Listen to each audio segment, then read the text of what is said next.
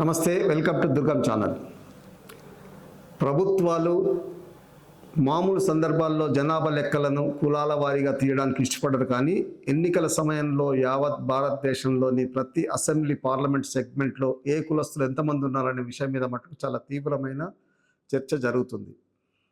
మరి జనాభా లెక్కలు కులాల వారి ఎందుకు తీయలేదు అన్నదానికి చాలా కారణాలు ఉంటాయి. దాంట్లో మొత్తం మీద ప్రభుత్వాలు ప్రజల పట్ల సిన్సియర్గా లేరు అన్నది ప్రధాన కారణం. అయితే ఎన్నికల్లో తాము ఎక్కడ అనే భయంతో ఇప్పుడు పాలక వర్గాలుగా ఉన్నటువంటి కులాలు ఈ కులాల వారి జనాభా లెక్కలు చేయడానికి ఇష్టపడట్లేదు. ఇది మటుకు చాలా స్పష్టం. చివరిసారిగా భారతదేశంలో కులాల వారి జనాభా లెక్కలు స్వాతంత్రానికి ముందు 1931లో తీశారు. ఆ తర్వాత రెండో ప్రపంచ యుద్ధం వచ్చింది, తీయలేదు. అది మనకు చివరి ఎన్నికలు. తర్వాత ప్రభుత్వాలు వివిధ అవసరాల కోసము వివిధ రాష్ట్రాల్లో అక్కడక్కడ అప్పుడప్పుడు కులాల వారీగా జనాభా లెక్కలు తీస్తున్నారు, కానీ అవేవి అధికారికంగా వెల్లడించడం లేదు. మన తెలంగాణలో కూడా జనాభా లెక్కలని సమగ్ర కుటుంబ సర్వే పేరుతోని కులాల వారీగా జనాభా లెక్క తీశారు, కానీ వాటిని కూడా ప్రభుత్వము వెల్లడించలేదు.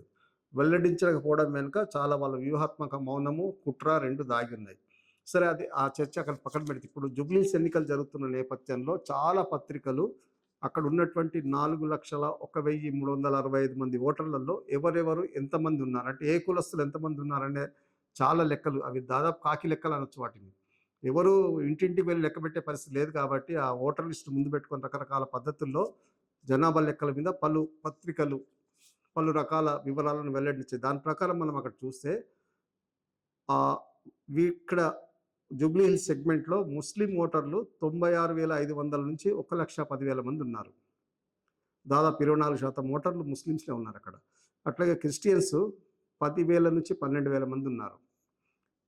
ఆ లెక్కలోనే ఇతర కులాలు ఎవరెవరు ఎంతమంది ఉన్నారు చూసుకుంటే అక్కడ కమ్మ ఓటర్లు, ఎందుకంటే ఆంధ్ర ప్రాంతం నుంచి వలస వచ్చి సెటిల్ అయిన కమ్మ వాళ్ళు చాలామంది అక్కడ ఆ ప్రాంతంలో ఉన్నారు. కాబట్టి వాళ్ళ లెక్కలు ఉజ్జాయింపుగా అంచనా ఏంటంటే 17 నుంచి 18,000 మంది వాళ్ళు ఉంటారట.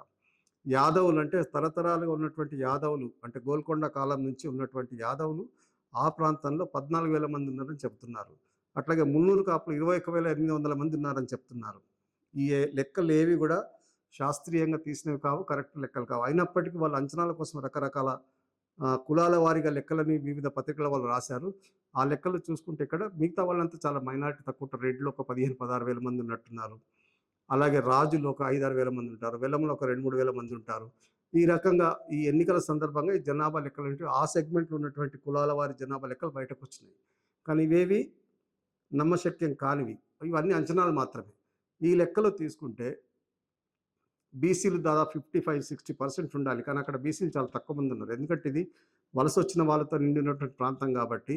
పైగా 80% స్లమ్సే ఉన్నాయి ఇక్కడ. ఒక 80 బస్తీలు ఉంటాయి ఈ నియోజకవర్గంలో. పేరుకు జూబ్లీ హిల్స్ కానీ చాలా తక్కువ పాష్ కాలనీ ఉంటుంది ఇక్కడ. మిగతావన్నీ స్లమ్సే. ఆ స్లమ్స్లో రకరకాల కులాల వాళ్ళు ఉన్నారు. గిరిజనులు ఉన్నారు, లంబాడీస్ ఉన్నారు, వేరే రాష్ట్రం నుంచి వచ్చిన వాళ్ళు ఉన్నారు. ఇంకా విచిత్రం ఏంటంటే అక్కడ విదేశాల నుంచి వచ్చి సెటిల్ అయిన వాళ్ళు కూడా చాలామంది ఉన్నారు. ఈ రకంగా చూసుకుంటే అక్కడ ఓటర్ల సంఖ్య అన్నది అదొకటే నిజం. 4,01,365 మంది ఓటర్లు ఉన్నారు అక్కడ. 50% నుంచి 50% పోలింగ్ జరగబోతుంది.